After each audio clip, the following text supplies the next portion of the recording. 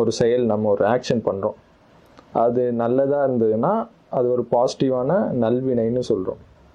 ஒரு கெட்ட செயல் பண்ணுறோம், அது தீயது. நான் தெளிவாக இந்த 7.5 சனியை பற்றி ஒரு புது ஆங்கிளில் சொல்கிறேன். சிம்பிளாக ஒரு சாக்லேட் சாப்பிட்றீங்க, ஒரு எல்லோ கலரில் ஒரு சாக்லேட் சாப்பிட்றீங்க, இல்லை ரோஸ் கலரில் ஏதோ ஒரு கலரில் ஒரு சாக்லேட் சாப்பிட்றீங்கன்னு வச்சுக்கோங்க. அதாவது இது வந்து ஒரு ப்ராசஸ், ஒரு இயற்கையாக நடக்க வேண்டிய ஒரு ப்ராசஸ், அவ்வளோதான்.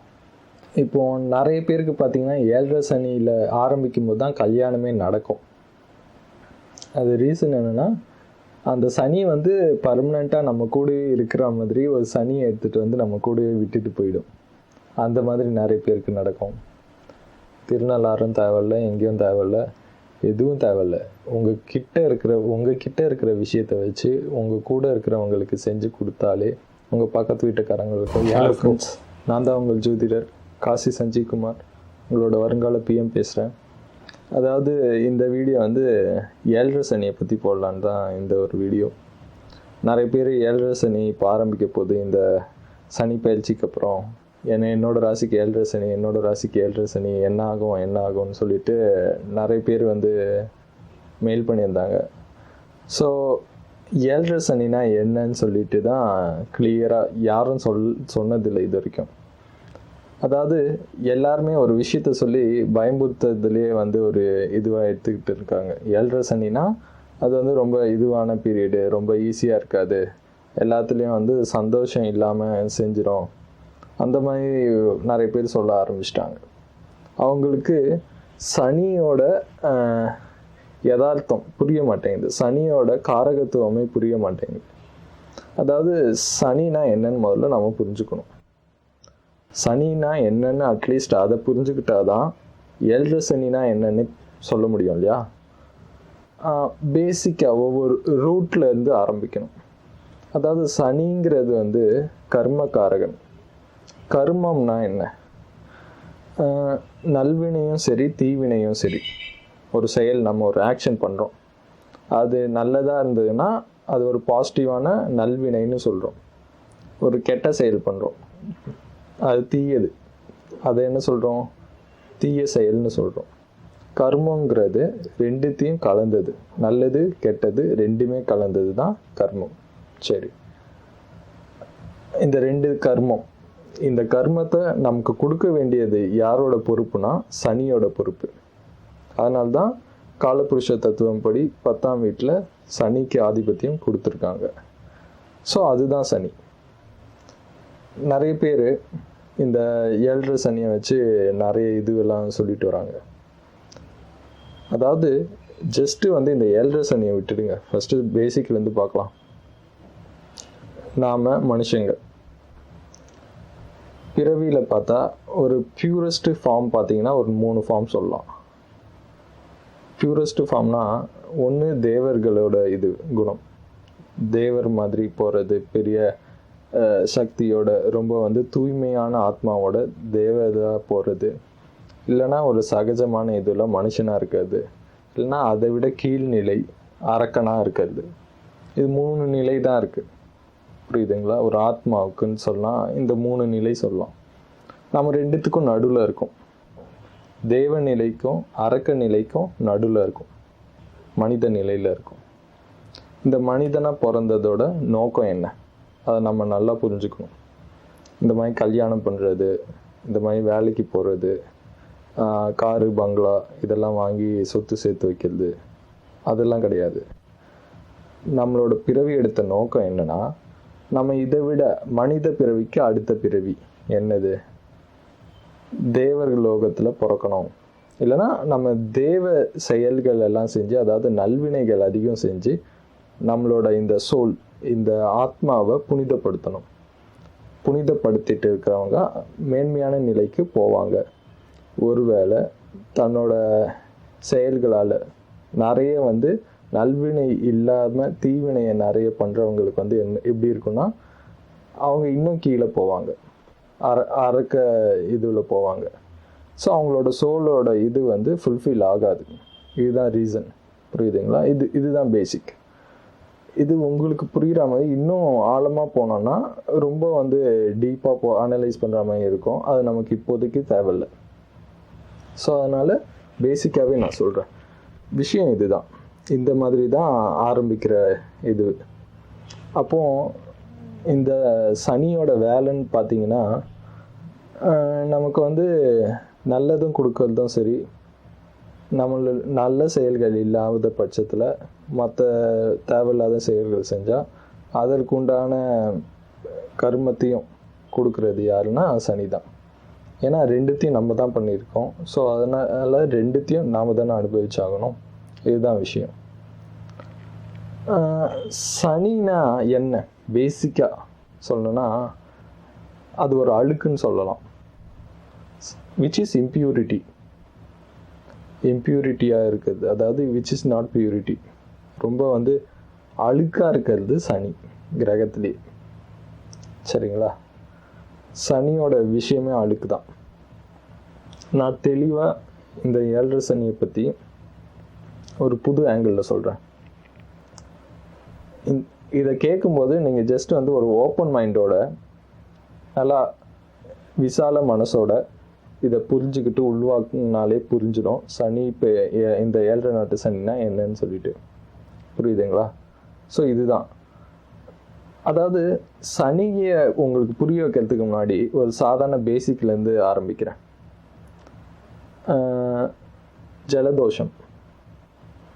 ஜலதோஷம்னா நான் ஏற்கனவே அது கூட சொல்லியிருக்கேன். ஒரு 7-7.5 நாள் இருக்கக்கூடிய தோஷம் ஜலதோஷம்னு சொல்லிட்டு. புரியுதுங்களா? ஜலதோஷம், கோல்டு, சளி எல்லாம் ஒன்று தான். முதல்ல இதை பற்றி தெரிஞ்சால் உங்களுக்கு சனியை பற்றி ஈஸியாக நான் உங்களுக்கு புரிய வச்சுருவேன். அதாவது நம்ம எல்லாருக்கும் ஜலதோஷம் வந்திருக்கோம், கோல்டு வந்திருக்கும். சரிங்களா? அந்த கோல்டை பற்றி உங்களுக்கு ஏதாவது தெரியுமா? மழை காலத்தில் கோல்டு பிடிக்குன்னு சொல்லுவாங்க. அப்புறமேட்டு வேறு என்ன சொல்லுவாங்க, கோல்டு வந்து ஈஸியாக வந்து பரவக்கூடியது. உங்கள் ஃப்ரெண்டுக்கு இருந்ததுன்னா உங்களுக்கும் வந்துடும், உங்கள் வீட்டில் வேறு யாருக்காவது இருந்ததுன்னா உங்களுக்கும் கோல்டு வந்துடும். இதெல்லாம் தெரியும். அப்புறமேட்டு என்ன வேறு என்ன கோல்டு பற்றினா, ஒன்ஸ் அந்த வைரஸ் உங்களுக்கு ஒருவேளை கோல்டு ஒன்ஸு வந்துட்டு போச்சுன்னா நெக்ஸ்ட்டு 45 டேஸ்க்கு கோல்டு பிடிக்காது. அதுக்கப்புறமேட்டு தான் கோல்டே பிடிக்கும் அப்படின்னு சொல்லுவாங்க. இது எல்லாம் வந்து நீங்கள் ஜஸ்ட் இன்டர்நெட்டில் சர்ச் பண்ணாலே தெரிஞ்சிடும் இந்த இன்ஃபர்மேஷன் எல்லாம். புரியுதுங்களா? சளினா இதுதான் அப்படின்னு சொல்லிட்டு இன்டர்நெட்டில் நீங்கள் இதெல்லாம் தேடினீங்கன்னா உங்களுக்கே தெரிஞ்சிடும். சரி, நம்ம டப்புன்னு வந்து ஒரு 4 நாள் சளி இருக்கு, ஒரு 2 நாள் சளி வலி வருது, இல்லைனா சில பேருக்கு தொண்டை வலி லைட்டாக ஆரம்பிக்கும் போதே நேராக போய் டாக்டர் கிட்ட நின்றுவாங்க. எனக்கு கோல்டு வரா மாதிரி இருக்குது அப்படின்னு சொல்லிட்டு. வரவே வராது, அதுக்குள்ளேயே வரா மாதிரி இருக்குது அப்படின்னே சொல்லிட்டு போய் நின்றுவாங்க. டாக்டர் ஒரு ஊசி போட்டு 2 நாள் டேப்லெட் கொடுப்பாரு. இது த்ரோட் பெயினுக்கு, இது இருமலுக்கு, இது இந்த சிரப் எடுத்துக்கோ, இந்த டேப்லெட் போட்டுக்கோ, அப்படி இப்படின்னு சொல்லிட்டு ஒரு 2-3 நாளைக்கு டேப்லெட் கொடுத்து அனுப்பிச்சிடுவார். அப்புறமேட்டு சாப்பிட்டதுக்கப்புறம் கோல்டு சரியாயிடும். இல்லைனா சில பேருக்கு அது சாப்பிட்டதுக்கப்புறமும் சரியாகாது. ஒரு 7 நாள் 10 நாள், சில பேருக்கு 2-3 வாரம் கூட இருக்கும். இட் டிபெண்ட்ஸ் அவங்களோட. இது ஒவ்வொருத்தருக்கும் ஒவ்வொரு விதமான இது. அதாவது நீங்கள் இவ்வளோ நாள் இந்த கோல்டு சளியை பற்றி தெரிஞ்சுக்கிட்ட விஷயம் ஒன்றுமே இல்லை. நீங்கள் அது சாதாரணமான விஷயந்தான். ஒரு கோல்டை பற்றி உங்களுக்கு தெரியாது. கோல்டு பற்றி நான் சொல்லவா? அதாவது சளி எல்லாருக்கும் வருது. ஏன் வருது? அது நல்லா யோசிங்க. அந்த ஜலதோஷம், அந்த கோல்டு அப்படின்னா என்னது, எதனால் அது வருது? புரியுதுங்களா? இதை நல்லா பார்க்கணும். உலகத்திலே சிறந்த டாக்டர் யார் தெரியுமா? பெஸ்ட் டாக்டர், உலகத்திலே பெஸ்ட் டாக்டர் நம்ம உடம்பு தான், வேற யாருமே கிடையாது. நம்ம ஆத்மாக்குள்ள இருக்கிறவர் தான் பெஸ்ட் டாக்டர். உங்க உடம்புக்குள்ள இருக்கிறவர் தான் பெஸ்ட் டாக்டர், வேற யாருமே கிடையாதுங்க. அதாவது இந்த சளி ஏன் வருது அப்படின்னா, நம்ம நிறைய சாப்பிட்றோம், இல்லை கொஞ்சமாக சாப்பிட்றீங்க. இன்னைக்கு சாப்பிட்ற விஷயத்தில் என்னது சொல்லுவாங்க, அது protein, vitamins, calcium, magnesium, potassium அதெல்லாம் இருக்கோ இல்லையோ, பாதிக்கு பாதி கெமிக்கல் இருக்குது. அது எல்லாரும் ஒத்துக்கிறீங்க இல்லையா? அது ஜஸ்ட் ஒரு பால் பவுடர்லேருந்து நம்ம சாப்பிட்ற காய்கறியிலேருந்து கூட அதுலேயே நிறைய பெஸ்டிசைட்ஸ் ஆட் பண்ணுறாங்க இல்லையா? நிறைய நமக்கு கண்ணுக்கு தெரியாமல் நிறைய கெமிக்கலையும் டெய்லிக்கும் நம்ம சாப்பிட்றோம். ஸோ ஒவ்வொரு விஷயமும், அதாவது ஒவ்வொரு ட்ரக்கும், ஒரு மாத்திரை சாப்பிட்றதுனா கூட அந்த மாத்திரையில் ஒரு நிறைய விதமான ஒரு கெமிக்கல்ஸ் நிறைய இருக்கும். இந்த உடம்பு என்ன தெரியுமா, இயற்கையாக நீங்கள் என்ன சாப்பிட்டாலும் ஈஸியாக ஜீரணம் பண்ணிடும். இந்த உடம்போட வேலை அதுதான். ஈஸியாக ஜீரணம் பண்ணி அது அந்த சத்தை எடுத்து உங்களுக்கு அந்த புரோட்டீன், விட்டமின்ஸ் அதுக்கெல்லாம் உங்கள் செல்லுக்கு, ஒவ்வொரு செல்லுக்கும் என்னெல்லாம் சத்து தேவையோ அதை கன்வெர்ட் பண்ணி ரத்தமாக மாற்றி இந்த உடம்புக்கு அனுப்புது, நீங்கள் சாப்பிட்ற ஒவ்வொரு சாப்பாட்டையும். அதுதான் இந்த உடம்பு பண்ணுது. ஃபஸ்ட்டு நல்லா புரிஞ்சுக்கோங்க, இந்த உடம்போட வேலை அதுதான். நீங்கள் இயற்கையான பொருட்கள் எல்லாம் சாப்பிட்டீங்கன்னா அதை ரத்தமாக எடுத்து, அதாவது தேவையான சத்துக்கள் எல்லாம் உள்ள உடம்புக்குள்ள ரத்தம் மூலியமாக அனுப்பிச்சு ஒவ்வொரு செல்லுக்கும் அனுப்புது. தேவையில்லாத விஷயத்த மலம் வழியா வெளியில விட்டுடுது. இப்படி தான் இந்த உடம்பு ஒர்க் ஆகுது. இப்போ ஒரு சிம்பிளாக ஒரு சாக்லேட் சாப்பிட்றீங்க, ஒரு எல்லோ கலரில் ஒரு சாக்லேட் சாப்பிட்றீங்க, இல்லை ரோஸ் கலரில் ஏதோ ஒரு கலரில் ஒரு சாக்லேட் சாப்பிட்றீங்கன்னு வச்சுக்கோங்க. அந்த சாக்லேட்டில் என்னெல்லாம் இருக்குது அது நல்லா புரிஞ்சுக்கோங்க. அந்த சாக்லேட்டில் என்னெல்லாம் இருக்குது. கண்டிப்பாக சாக்லேட் இனிப்பாக இருக்கணும்னா சர்க்கரை போட்டிருப்பாங்க. அந்த கலரில் இருக்கணும்னா அதுக்கு ஒரு கெமிக்கல் போட்டிருப்பாங்க. ஏதாவது ஒரு விஷயம், ஒரு ஸ்மெல் இருக்கும் எல்லா சாக்லேட்டுக்கும். மேங்கோனா மேங்கோ மாதிரி ஸ்மெல்லும் அடிக்கும். அந்த ஸ்மெல்லுக்கு ஒரு கெமிக்கல் போட்டிருப்பாங்க, ஒரு ஃப்ளேவர்னு சொல்லுவாங்க. அந்த ஃப்ளேவரும் உருவாக்குறது பார்த்தீங்கன்னா கெமிக்கல் மூலியமாக தான். ஒரு சாக்லேட்டில் பேசிக்காக பார்த்தீங்கனாலே இந்த மாதிரி ஒரு 4-5 கெமிக்கல் வந்துடும். ஒரே ஒரு சாக்லேட், ஒரு ரூபா சாக்லேட் நீங்கள் வாங்கினீங்கனாலே அதில் நிறைய இயற்கையான பொருளை விட கெமிக்கல் தான் அதிகமாக இருக்கும். ஒரு சாதாரண சாக்லேட், புரியுதுங்களா? அப்போ அந்த சாக்லேட்டை நம்ம சாப்பிட்றோம். இந்த சாக்லேட் மாதிரி நம்ம எவ்வளோ விஷயம் சாப்பிட்றோம். இந்த உடம்பு இயற்கையாக இருக்கக்கூடிய விஷயத்த சீக்கிரமாக ஜீரணம் பண்ணி சத்தை எடுத்துட்டு வேஸ்ட்டை மலம் வழியாக வெளியில் விட்டுடும். ஆனால் அதே அந்த கெமிக்கலை அதால் ஜீரணம் பண்ண முடியாது, நம்ம உடம்பால் ஜீரணம் பண்ண முடியாது. அப்போ என்ன பண்ணோம்? கெமிக்கல் நம்ம உடம்புல சேர்த்து வச்சிடுதா? ஜீரணமே பண்ண முடியலன்னா எப்படி மலம் வழியாக வெளியே விடும்? நல்லா புரிஞ்சுக்கோங்க. நம்ம உடம்புக்கு அந்த கெமிக்கலை சரியாக ஜீரணமே பண்ண முடியல. என்ன பண்ணோம்? இதை யோசிச்சு வச்சுக்கோங்க. அதாவது ஜோதிடத்தில் பார்த்தீங்கன்னா இந்த குருன்னு சொல்கிறாங்க, சுக்கிரன்னு சொல்கிறாங்க. குருனா என்ன, சுக்கிரன்னா என்ன, இதை புரிஞ்சுக்கணும். சுக்கிரம்னா ஆடம்பரம், ஆர்டிஃபிஷியல், நேச்சுரலாக இல்லாதது சுக்கிரன்னு சொல்லலாம். சுக்கிரன்னா சுக்கிராச்சாரியார். சுக்கிராச்சாரியார்னா யாரு? அதாவது இந்த கெட்டவங்க இருப்பாங்க, அரக்கர்கள் இருக்காங்களா, அவங்களுடைய குரு, அவங்களோட டீச்சர் தான் சுக்கிராச்சாரியார். குருனா யாரு? குருனா இயற்கையான விஷயங்கள், நல்ல விஷயங்கள், ஆன்மீகமானது. அப்புறமேட்டு இன்னும் என்ன சொல்லலாம்னா தேவர்களோட குரு தான் குரு. குருன்றது டீச்சர்ஸ், ஒரே வார்த்தையில் சொல்லணும். நம்ம லைஃப்பில் நம்ம எல்லாருமே எதை தேடி போகிறோம்? பணத்துக்காக ஓடுறோம், பெரிய பங்களாக்காக ஓடுறோம், காருக்காக ஓடுறோம், சௌகரியத்துக்காக ஓடுறோம், நல்ல சுவைக்காக நிறைய சாப்பிட்றோம். இது எல்லாமே சுக்கிரன் தான். புரிஞ்சுக்கோங்க. நாம் நடுநிலையில் இருக்கணும். இப்போ நம்ம நடுவில் இருக்கோம். சுக்கிரன் ஒரு சைடு, குரு ஒரு சைடு. நம்ம சுக்கிரனை இவ்வளோ இன்டேக் எடுக்கிறோம். சுக்கிரனுக்காக தான் நம்ம வாழ்ந்துக்கிட்டே இருக்கோம்னு வச்சுக்கோங்களேன். எல்லாருமே காசு பணத்துக்காக தானே வாழ்கிறோம். காசு பணம் சம்பாதிக்கணும், வீடு வாங்கணும், நிலம்லாம் வாங்கணும், நிறைய சொத்து சேர்த்து வைக்கணும் அப்படின்ற சுழற்சியில் நம்ம போயிட்டு இருக்கோம். அப்படி நம்ம போயிட்டு இருக்கோம். குரு நம்ம ஆன்மீக தேடல் எவ்வளோ தூரம் நமக்கு இருக்குது. எப்போ தெரியுமா ஆன்மீக தேடல் வருது? நம்ம இந்த சுக்கிரன் பின்னாடியே சுற்றிட்டு இருக்கோம். ஒன்று அதை ஃபுல்லாக அனுபவிச்சிட்டதுக்கப்புறமேட்டு ஆன்மீக தேடல் ஆரம்பிக்கும். இல்லை அது சுத்தமாக கிடைக்கலன்னா வேறு வழி இல்லாமல் இந்த பக்கம் வந்துடும் ஆன்மீகத்தை தேடி. ஸோ இந்த மாதிரி தான் இது நடக்குது. சுக்கிரன்னா நம்ம ஆத்மாவுக்கு கொஞ்சம் என்ன சொல்கிறது, ஆர்டிஃபிஷியல் மாதிரி. நம்ம ஆத்மா போக வேண்டிய இடம் குருக்கு தான், ஞானத்துக்கு தான். ஞானத்தை தேடி தான் நம்ம ஆத்மா போகணும். ஆனால் இங்கே தான் போயிட்டு இருக்கு. புரிஞ்சுக்கோங்க. இதையும் அதையும் நல்லா புரிஞ்சுக்கோங்க. இப்போ அந்த சளி நான் சொன்னேன் இல்லையா, அதாவது இந்த மாதிரி ஃபஸ்ட்டு ஸ்டார்டிங்லேருந்து அந்த சாப்பிட்ற இதுலேருந்து சொல்லிட்டு வந்திருக்கேன்.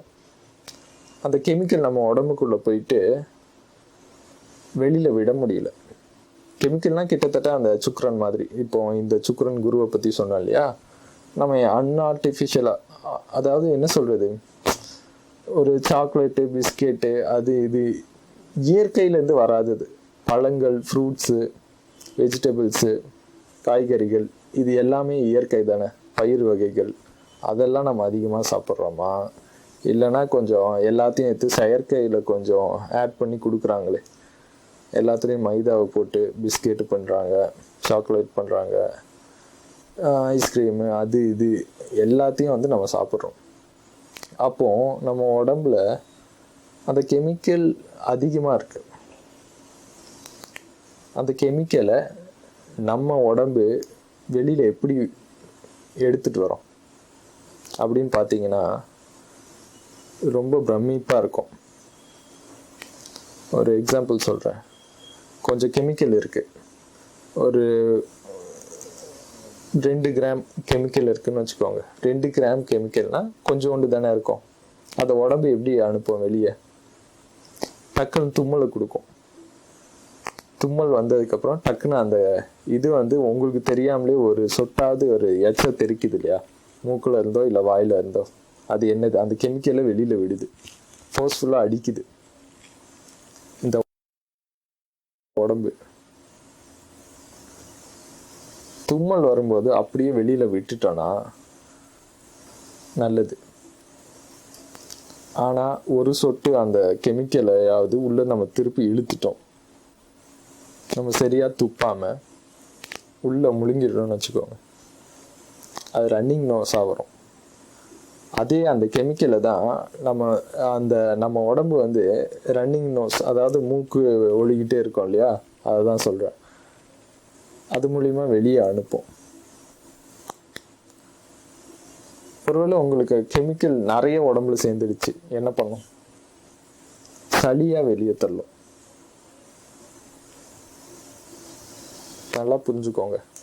கெமிக்கல் நம்ம உடம்புல இருந்தால் தான் நல்லதில்லை, ஆனால் அதுவே சளியாக வெளியில் அனுப்பிச்சதுன்னா ரொம்ப நல்லது. உடம்பு பியூரிஃபை ஆகுது. சளினா என்ன? யாருக்காவது சளி வந்தால் பிடிக்குமா? ஐயோ எனக்கு சளி வந்துடுச்சு, எனக்கு கோல்டு, அது இதுன்னு சொல்லுவாங்க. ஆனால் அந்த நம்ம உடம்பு பியூரிஃபை பண்ணுற ப்ராசஸோட பேர் தாங்க சளியே, அந்த ஜலதோஷமே. அதுதான் அதோட வேலை. ஆனால் நாம் அதை புரிஞ்சுக்கிறது கிடையாது. சளிக்கும் ஒரு இது இருக்குது, ஒரு 7 நாள் வரும் இருக்கக்கூடிய ஒரு தோஷம்தான் ஜலதோஷம்னு சொல்லுவாங்க. 7 நாள், அதோட டைம் பீரியடு 7 நாள். ஆனால் நம்ம ஒரு 4 நாள் பார்ப்போம், சளி சரியா வந்துட்டே இருக்கு, என்ன நிற்க மாட்டேங்குது அப்படின்னு சொல்லிட்டு டக்குன்னு டாக்டர்கிட்ட போவோம். அந்த டாக்டர் என்ன பண்ணுவார்? டேப்லெட் எழுதி கொடுப்பாரு, இன்ஜெக்ஷன் கொடுப்பாரு, சிரப் கொடுப்பாரு. இது எல்லாமே செயற்கையான விஷயங்கள். அந்த டாக்டர் நமக்கு என்ன உதவி பண்றாங்களான்னு பார்த்தா உதவியே பண்றது கிடையாது. விஷயம் என்ன தெரியுமா? கோல்டுக்கு மருந்து மாத்திரையே கிடையாதுங்க. ரொம்ப ஆச்சரியமா இருக்கும். என்னங்க எல்லா டாக்டரும் மருந்து எல்லாம் கொடுக்குறாங்க, இன்ஜெக்ஷன் போடுறாங்க, சிரப் கொடுக்குறாங்க, அப்படின்னா அதெல்லாம் என்னது அப்படின்னு கேட்பீங்க. நல்லா புரிஞ்சுக்கோங்க. அவங்க கொடுக்குற இந்த டேப்லெட்டோ சரி, சிரப்போ சரி, இன்ஜெக்ஷனும் சரி, நம்ம உடம்புல இருக்க கெமிக்கலை வந்து சளியா அது வெளியில தள்ளுது இல்லையா நம்ம உடம்பு, அதை தடுக்கிறதுக்கு தான். அப்படின்னா என்ன அர்த்தம்? நீங்க டக்குன்னு வந்து ஒரு 2-3 நாள் தொடர்ந்து அந்த மாத்திரை சிரப்பு அதெல்லாம் போட்டு நின்றுடுச்சுன்னா என்ன அர்த்தம் தெரியுமா? அந்த கெமிக்கல் வெளியே போல, திருப்பி உங்களோட உடம்புக்குள்ளேயே அது எங்கேயோ தேக்கி வச்சிருக்கு. ஸோ நெக்ஸ்ட் டைம் உங்களுக்கு கோல்டு வந்ததுன்னா இதை விட வீரியம் அதிகமா இருக்கும். இப்போ வந்து ஒரு 4-5 நாள்ல நீங்க வந்து இது பண்ணியிருப்பீங்க. ஒரு வாரம் வர வேண்டிய கோல்டை வந்து நீங்க தடுத்திருக்கீங்கன்னு வச்சுக்கோங்களேன், ஒரு 3ஆவது நாள்லயே. நெக்ஸ்ட் டைம் கோல்டு வந்துன்னா 7 நாள் வராது, உங்களுக்கு 10 நாள் 12 நாள் வரும். ஏன்னா முன்னாடியே இருந்த ஸ்டாக் அப்படியே உடம்பு வச்சிருக்கோம். எல்லா கெமிக்கலும் எடுத்து வெளியில அனுப்பணும்ல, அதுக்கு இது டைம் ஆகுமா ஆகாதா? அதுதான் விஷயம். ஒரு சாதாரண விஷயங்க. இந்த கோல்டுனா என்னன்னு நிறைய பேருக்கு தெரியுதில்ல.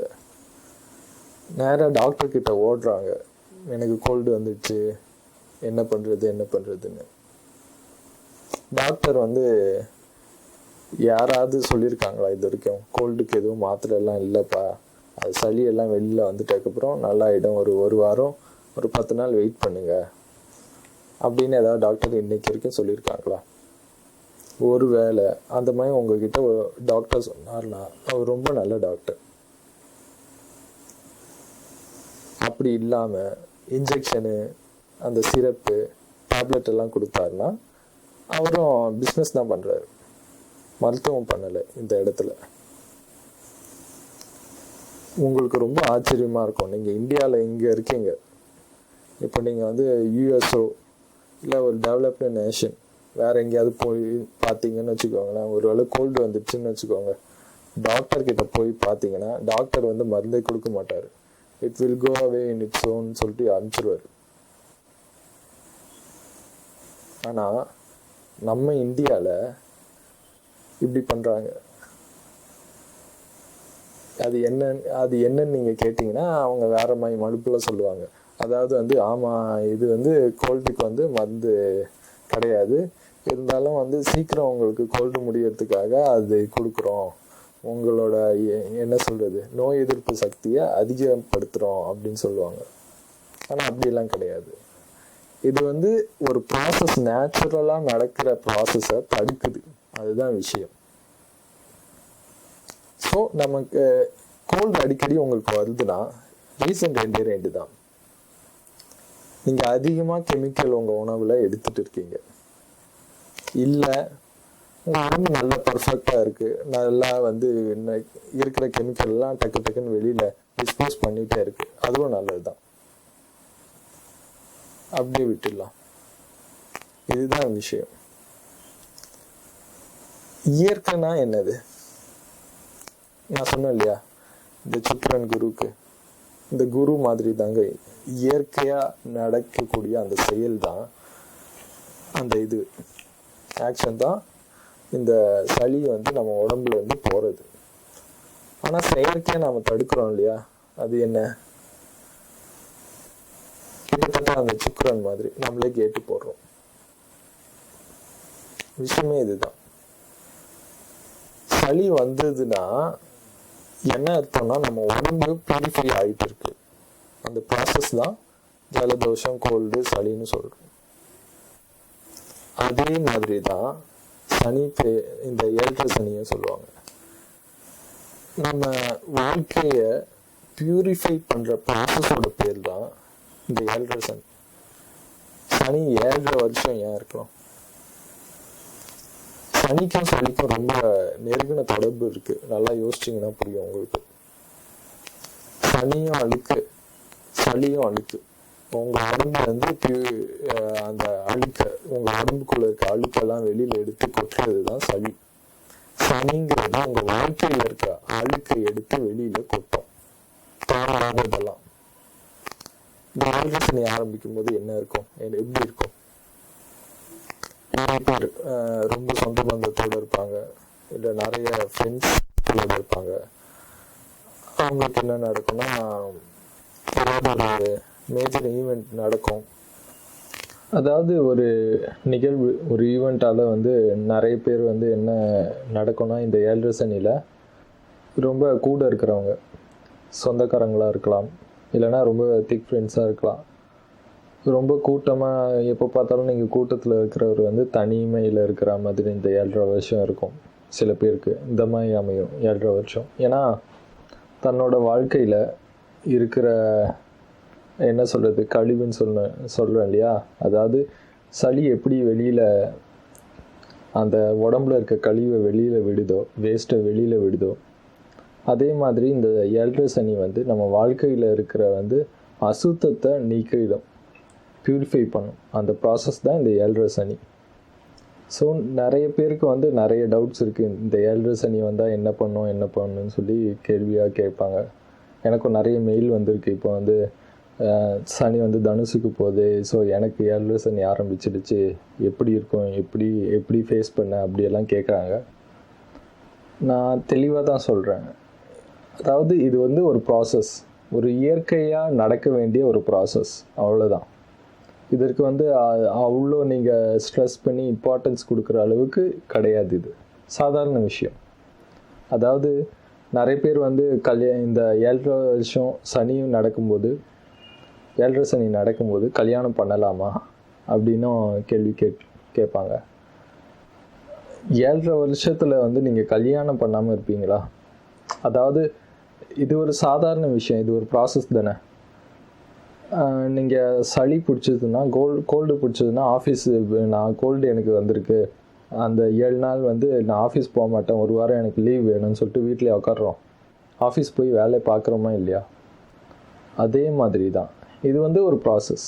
அது தனியாக நடந்துகிட்டு இருக்கும். நம்ம வாழ்க்கையில் நடக்க வேண்டிய மற்ற விஷயங்கள்லாம் நடந்துக்கிட்டே இருக்கணும். அந்தந்த டயத்தில் கரெக்டாக எதெல்லாம் நடக்கணுமோ அதையெல்லாம் நடத்தி வச்சுக்கிட்டே இருக்கணும். இதுதான் விஷயம். இப்போ நிறைய பேருக்கு பார்த்தீங்கன்னா 7.5 சனியில் ஆரம்பிக்கும் போது தான் கல்யாணமே நடக்கும். அது ரீசன் என்னென்னா, அந்த சனி வந்து பர்மனெண்ட்டாக நம்ம கூடவே இருக்கிற மாதிரி ஒரு சனியை எடுத்துகிட்டு வந்து நம்ம கூடவே விட்டுட்டு போயிடும். அந்த மாதிரி நிறைய பேருக்கு நடக்கும். ஆனால் எப்படி இருந்தாலும் கல்யாணம் பண்ணுறதுல வந்து ஒரு தவறுமே கிடையாது. இந்த 7.5 சனி காலத்தில் கண்டிப்பாக கல்யாணம் பண்ணலாம். ஒருவேளை உங்களுக்கு ஒரு பொண்ணு இருக்குது, 27 வயசில் ஆகுது, கல்யாணம் நடக்கலை. 7.5 சனி 27 வயசில் அந்த பொண்ணு கல்யாணம் ஆரம்பிக்குதுன்னா, 7.5 சனி முடிஞ்சதுக்கப்புறமே தான் நான் கல்யாணம் பண்ணி கொடுப்பேன் அப்படின்னு சொல்லிட்டு 35 வயசு ஆகிற வரைக்கும் வீட்டில் வச்சுட்டு இருப்பீங்களா? புரிஞ்சுக்கோங்க, இது வந்து ஜஸ்ட் ஒரு ப்ராசஸ்.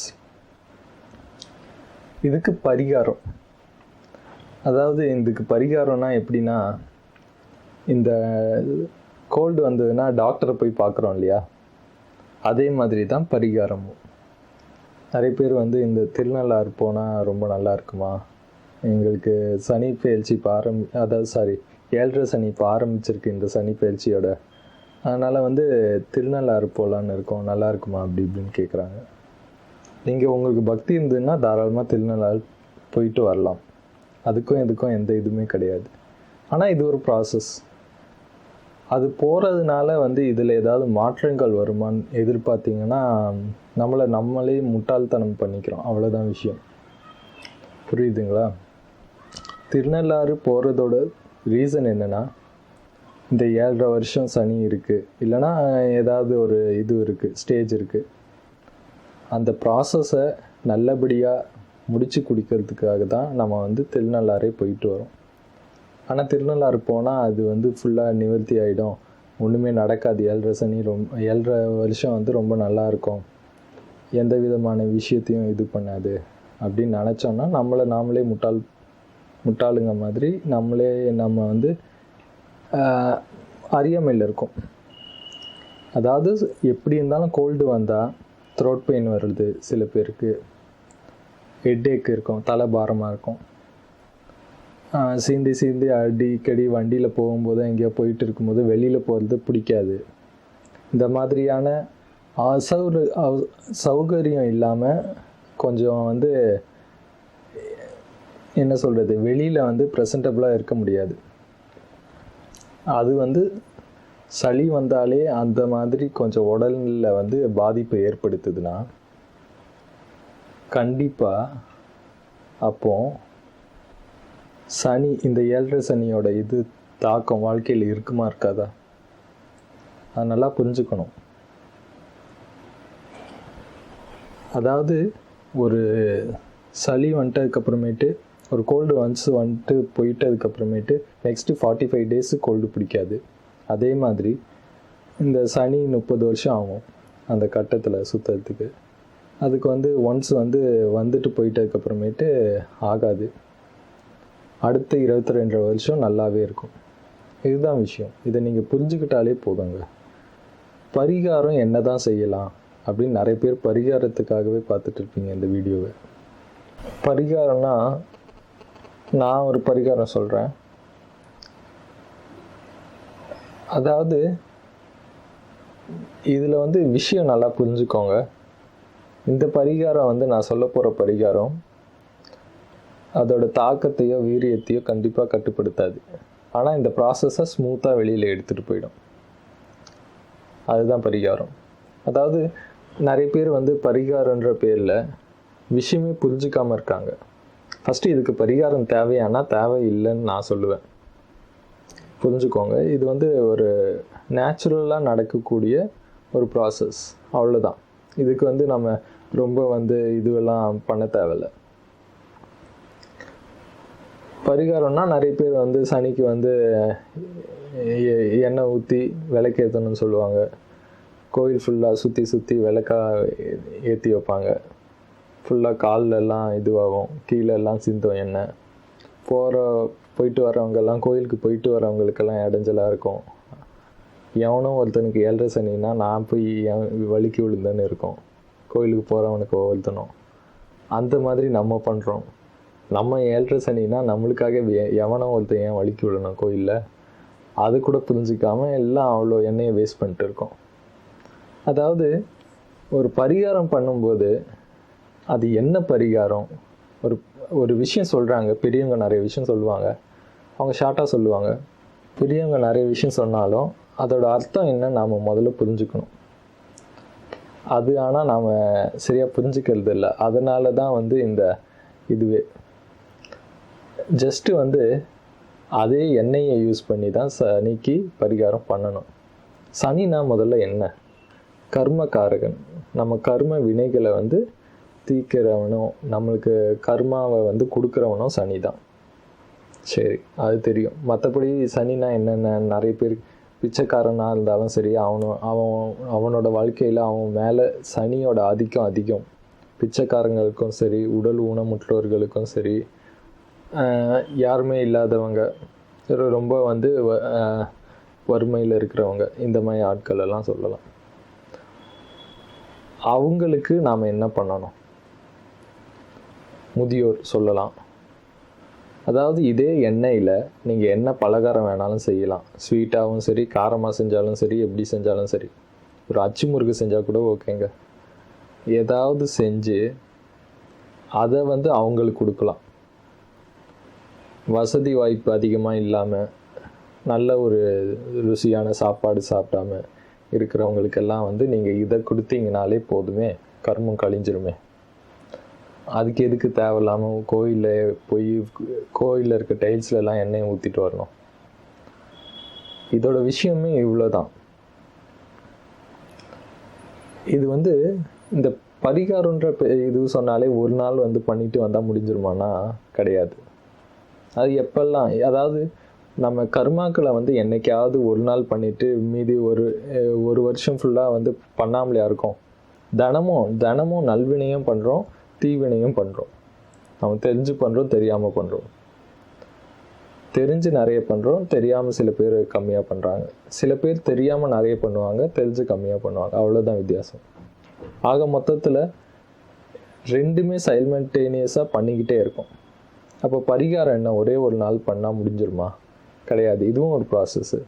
அடிக்கடி ஒரு மந்த்லி ஒன்ஸ் எண்ணெயில் ஏதாவது பதார்த்தம் பண்ணுங்கள். ஏதோ பிச்சைக்காரனுக்கு, கோயில் வாசலில் இருக்கிறவனுக்கு, இல்லைனா வந்து உங்கள் வீட்டு பக்கத்துலேயே வந்து கொஞ்சம் வசதி வாய்ப்பு கம்மியாக இருக்கிறவங்க யாராவது இருந்தாங்கன்னா அவங்களுக்கு கூட கொடுக்கலாம். இந்த மாதிரியான விஷயங்கள். இது வந்து 7.5 சனியில் தான் பரிகாரம் பண்ணணும்னு நினைக்காதீங்க. அது வந்து அந்த கர்மாவை வந்து வெளியில் எடுத்துகிட்டு வர ப்ராசஸ் அதுதான். அதாவது சளி அடிக்கடி பிடிக்காமல் இருக்கணும்னா இயற்கையான உணவுகளை அதிகம் சாப்பிட்டாலே போதுங்க. செயற்கையான உணவுகளை சாப்பிடாம இருந்து இயற்கையான உணவுகளை சாப்பிட்டாலே சளி பிடிக்காது. கரெக்டாக? அதே மாதிரி தான் இந்த 7.5 சனியில் வந்து அந்த ப்ராசஸ் தானே நடக்குது. நம்ம வாழ்க்கையை பியூரிஃபை பண்ணுற ப்ராசஸ் நடக்குது. அதோட வீரியத்தை கம்மி பண்ணணும்னா என்ன பண்ணணும்? பரிகாரம் அந்த 7.5 வருஷத்தில் தான் பண்ணணும்னு இல்லை. சாதாரண நாளில் சனி எங்கேயோ இருக்குது, நமக்கும் இதுக்கும் சனிக்கும் சம்மந்தமே இல்லை. சனி 6ல் இருக்கும், 5ல் இருக்கும், அப்போ கூட பண்ணலாம். இதை புரிஞ்சுக்கோங்க. இதை வந்து ப்ராசஸாக ஒரு பெருசாக இல்லை. கொஞ்சம் எண்ணெய் நீங்கள் செலவு பண்ண போகிறீங்க, ஏதாவது பதார்த்தம் பண்ண போகிறீங்க, அவ்வளோதான். மாதத்துக்கு ஒரு தடவை இல்லை 2 மாதத்துக்கு ஒரு தடவை பண்ணி இந்த மாதிரி டிஸ்ட்ரிபியூட் பண்ணிங்கன்னா, கொஞ்சம் பேர் கொடுத்தீங்கன்னா அதுதான் சிறந்த பரிகாரம். திருநள்ளாறும் தேவையில்லை, எங்கேயும் தேவையில்லை, எதுவும் தேவையில்லை. உங்கள் கிட்ட இருக்கிற விஷயத்தை வச்சு உங்கள் கூட இருக்கிறவங்களுக்கு செஞ்சு கொடுத்தாலே, உங்கள் பக்கத்து வீட்டுக்காரங்களுக்கோ யாருக்கு தேவையோ அவங்களுக்கு கொடுத்தாலே போதுங்க. சனி வந்து ரொம்ப மகிழ்ச்சி ஆகிடும், ரொம்ப ஹாப்பி ஆகிடும். அப்புறமேட்டு வந்து அந்த ப்ராசஸை வந்து சனி ரொம்ப ஸ்மூத்தாக எடுத்துகிட்டு போயிடும். இதுதான் ஃப்ரெண்ட்ஸ் நீங்கள் வந்து புரிஞ்சிக்க வேண்டிய விஷயம். சனி அந்த 7.5 சனினா நாம் ரொம்ப நெகட்டிவாக யோசிக்கிற அளவுக்கு ஒன்றுமே கிடையாது. நம்ம லைஃப்பில் என்ன நடக்குது, நம்ம லைஃப்பை வந்து கொஞ்சம் ஒழுங்குபடுத்துகிற ப்ராசஸ் நடக்குது, அவ்வளோதான். அதுக்கு நம்மளே கொஞ்சம் வந்து இடம் கொடுத்து நம்மளும் வந்து அதுக்கேற்ற மாதிரி இருந்தோன்னா நல்லா இருக்கும் தானே. அதையே நாம் புரிஞ்சுக்கிறது இல்லை. ஸோ இதை புரிஞ்சுக்கிட்டாலே போதும் ஃப்ரெண்ட்ஸ். இன்னொரு நாள் இன்னொரு முக்கியமான டாப்பிக்கோடு சந்திக்கிறேன். அண்ட் தென் மறக்காமல் என்னோடய சேனலை சப்ஸ்கிரைப் பண்ணலன்னா பண்ணுங்கள். ஏன்னா இந்த மாதிரி ரெகுலராக இம்பார்ட்டன்ட் வீடியோஸ் அப்டேட் பண்ணிகிட்டே இருப்பேன். உங்கள் ஃப்ரெண்ட்ஸுக்கும் ஷேர் பண்ணுங்கள். Thank you friends.